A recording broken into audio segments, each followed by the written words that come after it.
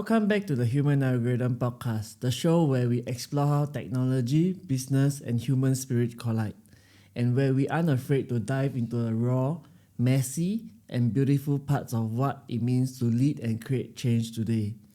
Today's guest is someone whose journey has genuinely moved me.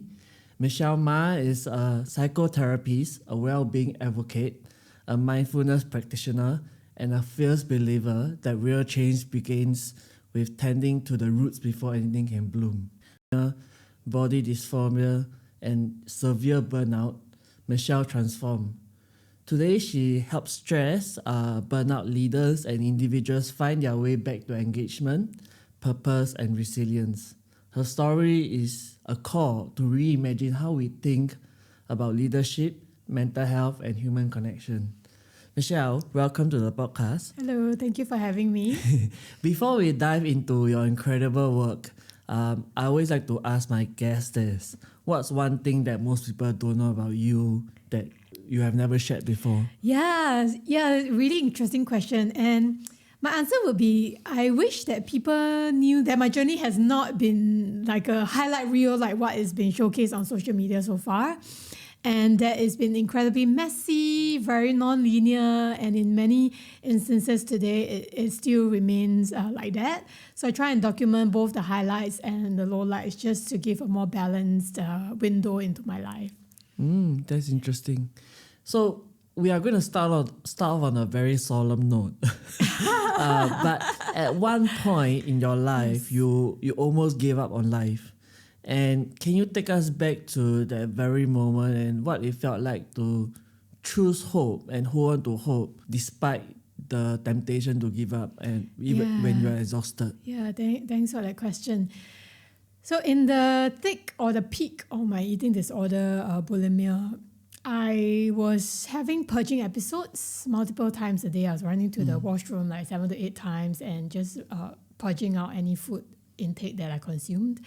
And I realized that I couldn't live like that because it was either I chose to stay like that or I could choose the other way, which was to intentionally heal myself. And that was extremely difficult because I had to really look at myself, the ugly side, the messy side of things, and really choose to believe in hope, even when hope felt very non-existent.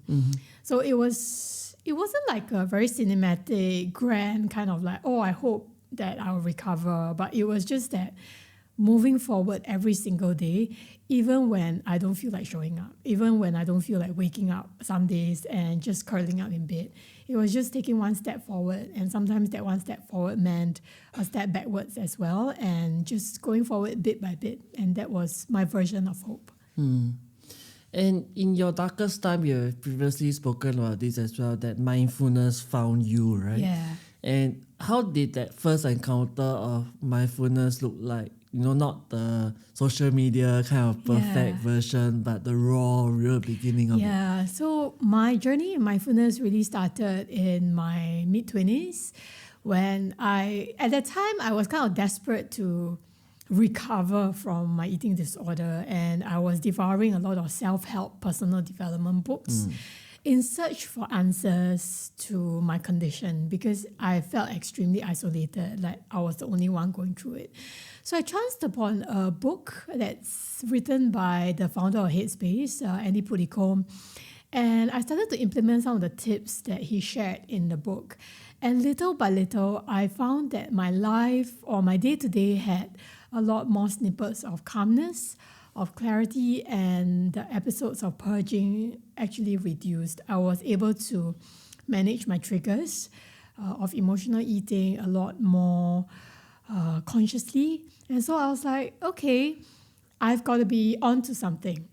So I started to really dive deep into that and follow a couple of Dharma teachers, Buddhist monks, and looked at their teachings, and that's how I really found mindfulness. So I believe that mindfulness is, like what you mentioned, the perfect version is, maybe feels a little bit like I need to get to somewhere, but mindfulness is integrated. It's in the moment practice, and that's why we call it a practice because there's no destination inside. It's a constant way of being, and that presence is what we're honing and shaping every single day. Yeah, it's Yeah. very deep. It's not just about the religion side of it, but also Yeah. yourself. Yeah. And there's a lot of conversation around being resilient or resilience as a word, right? But there's very little behind the invisible grief behind it. Yeah. How do you personally, rebuild your body and mind after being so broken for so long? Ladder, which was what I believed from childhood as, the ultimate way of, success. Climb the corporate ladder, get a good job, rise up, and then your life is secured. So when I took a step back, an intentional step back, I had to really grieve that identity part. And when I saw my friends still, climbing, reaching for the skies, I couldn't do all of that because my priorities were very, very different, which was to heal. And it was to heal kind of in secret and very, very, very silently. So I had to grieve that part of that. And also, I also had to grieve my relationship with food, because we sometimes take very automatic bodily mechanisms for granted, like eating, when my relationship with food, or even consuming and finishing a whole meal at that time, normally was extremely difficult. So I had to rebuild that, and it was also grieving that relationship with food that I once had, and then slowly starting to rebuild that step by step, brick by brick, over and over again. Yeah. It must be a very tough process. Yeah, close to 3 years. Really admire that. And you also talk a lot about the fear, hope, grief, gratitude can coexist together. And when reflecting on your healing journey now, is there a moment where you felt that these emotions collide most powerfully? Yeah, I think the human experience is extremely beautiful. I think dualities can exist because we know, so for example, like grief and joy, we cannot really understand the essence of grief if there isn't something worth living for, or there's something meaningful that has happened in our life. We cannot really fully understand that.